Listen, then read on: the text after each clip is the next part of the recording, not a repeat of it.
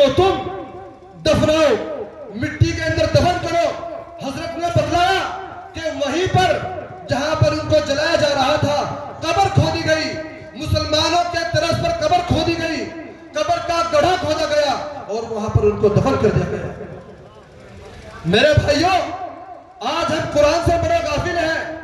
آج ہماری یہ کتاب, اللہ کی یہ کتاب الماریوں پہ رکھی ہوئی ہے, گرد آلود ہو رہی ہے.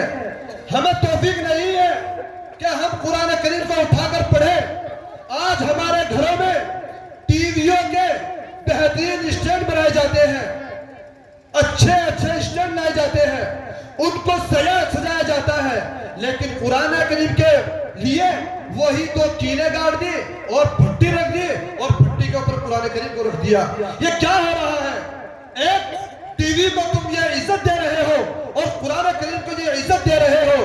خدا کی قسم, جب اللہ ایک غیر مسلم کے ساتھ, ایک پنڈت کے ساتھ یہ معاملہ کر سکتے ہیں کہ اس کا ادب احترام کرنے پر اس کو آگ سے محروم کر سکتے ہیں, اندازہ لگاؤ اگر آج ہم نے اس قرآن کی بے حرمتی کی, آج ہم نے اس قرآن کریم کو بے عزت کیا, آج ہم نے اس قرآن کریم کو گرد آلود کیا, تو میرے بھائیوں اندازہ لگاؤ ہم قبر میں چلے جائیں گے, وہاں پر سانپ, بچھو, نہ جانے کیسے کیسے کانٹے, کیسے کیسے جانور ہمیں ڈسیں گے اور جہنم کی کھڑکی کھول دی جائے گی.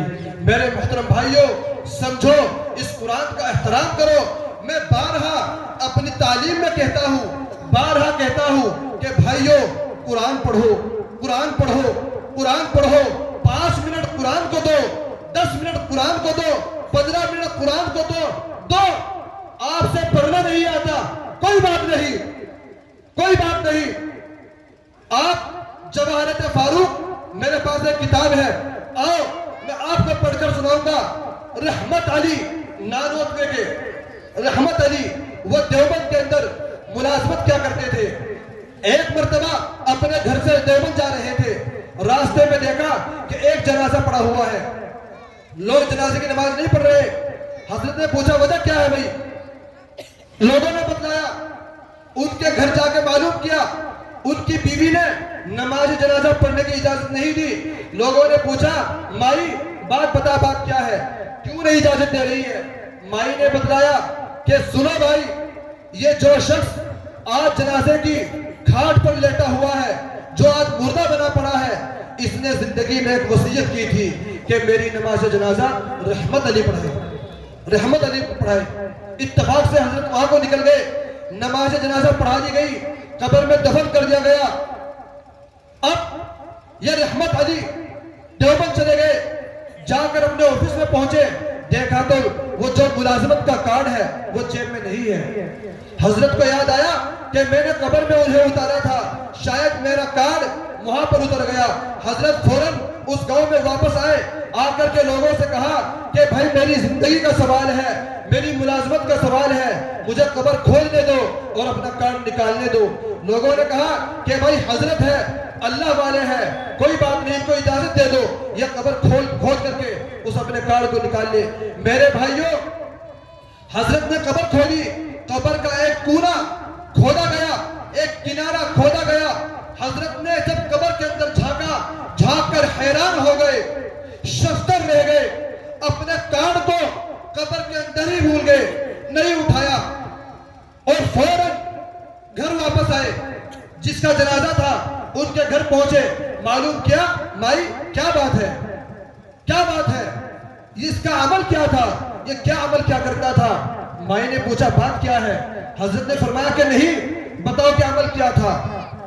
سنو میرے بھائی, مائی نے بتایا کہ اللہ کی قسم, کتاب جواہرات فاروق میرے پاس موجود ہے, اٹھا کر دیکھ لینا, لکھا ہوا ہے, میں نے کل ہی پرسوں اس کا مطالعہ کیا ہے.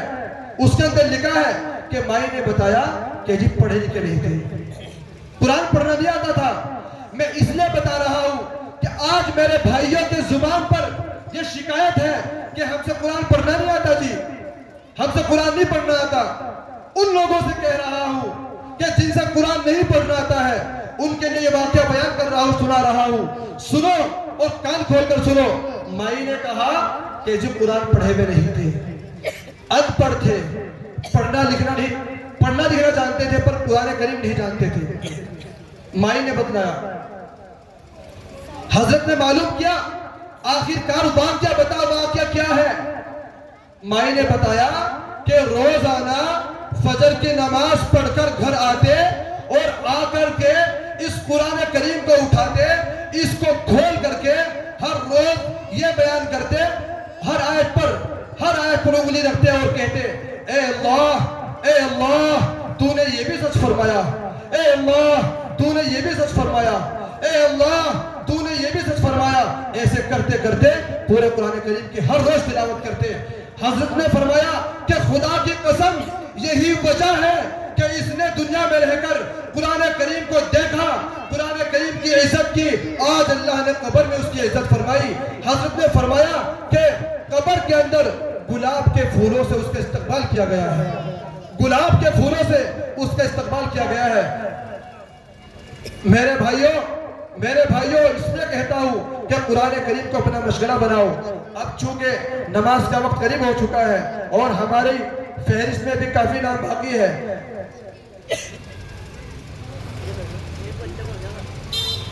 لہذا میں اپنے پروگرام